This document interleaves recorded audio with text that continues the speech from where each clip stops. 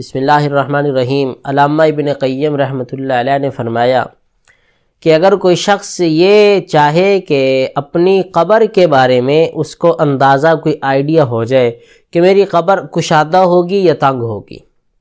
قبر کا حال معلوم کرنا چاہے، اپنی قبر کا حال معلوم کرنا چاہے تو اسے چاہیے کہ اپنے دل کا حال معلوم کر لے۔ کیا مطلب یہ ہے کہ اگر اس کے دل میں نیک اعمال کا شوق ہے، اگر اس کے دل میں نماز پڑھنے، روزہ رکھنے، تلاوت کرنے، صدقہ کرنے کا شوق ہے اور اس کی وجہ سے اس کا دل باغ ہو جاتا ہے، اس کی وجہ سے اس کے دل میں سکون آ جاتا ہے، اس کی وجہ سے اس کا دل خوش ہو جاتا ہے، تو یاد رکھو یہ بندہ وہ ہے جس کی قبر بھی کشادہ ہوگی اور اللہ اس کی قبر کو جنت کے باغوں میں سے باغ بنائیں گے، اس کی قبر کو اللہ تعالی حد نگاہ وسیع فرمائیں گے۔ اور اگر یہ بندہ ایسا ہے کہ نیک اعمال کی وجہ سے اس کے دل میں تنگی پیدا ہو جاتی ہے، کوئی نماز کا کہہ دے تو اس کا دشمن بن جاتا ہے، تو کون ہوتا ہے مجھے نماز کا کہنے والا؟ اگر کوئی روزے کا کہہ دے تو نہیں جی روزہ تو مجھ سے نہیں رکھا جائے گا، زکوٰۃ کا کوئی کہہ دے اوں کر گیا بس جی کوئی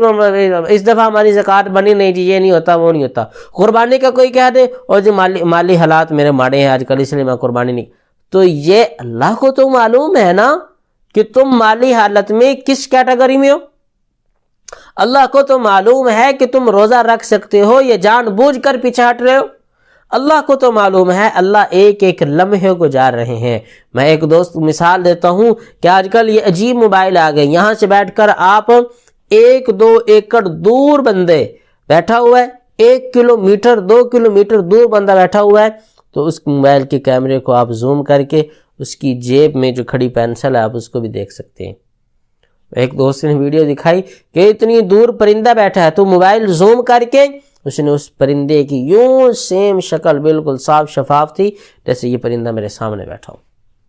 تو جب دنیا کے انسانوں کو اللہ نے اتنی طاقت دی ہے کہ یہ چھوٹا سا کیمرہ بنایا اور اتنا زوم ہو سکتا ہے، تو اللہ جل جلالہ کے ہاں جو کیمرے لگے ہوں وہ اس سے کہیں زیادہ زوم ہو سکتے ہیں، اور اللہ تعالیٰ اس سے بھی زیادہ واقف ہیں کہ بندہ کیا کر رہا ہے۔ تو اس لیے اگر اپنی قبر کو اچھا بنانا چاہتے ہیں تو پھر نیک اعمال کی طرف لگ جائیے۔ دوستو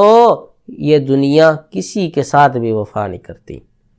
تم اپنے دوستوں کی خاطر یہ کر دیتے ہو، اپنی بیوی بچوں کی خاطر یہ کر جاتے ہو، ایک رات نہیں رہنے دیتے انتقال کے بعد۔ جب اس جسم سے روح نکلتی ہے بس یہ رات کو اب انتظام کریں جتنا جلدی سے ہو سکے۔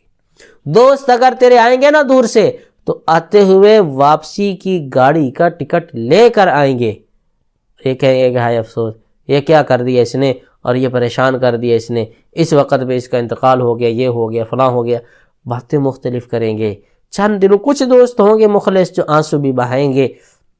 لیکن 3 دنوں کے بعد بیٹا بھی کاروبار پہ چلا جائے گا، تیری بیٹی بھی اپنے گھر واپس چلی جائے گی، دوست واپس چلے جائیں گے، دکان چل رہی ہے، فیکٹری چل رہی ہے، جاب چل رہی ہے، ڈیوٹیاں چل رہی ہیں۔ ضمناً اگر کہیں تیرا ذکر آ گیا، گفتگو کے دوران اگر تیرا ذکر آ گیا تو کہہ دیں گے اچھا تھا یا برا تھا، کوئی ساتھ نہیں دیتا، سب بھول جاتے ہیں۔ اس لیے پیارے اپنی آخرت خود بنائیے، اللہ میری قبر بھی روشن فرمائے، آپ حضرات کی قبر کو بھی اللہ جنت کا باغ بنا دے۔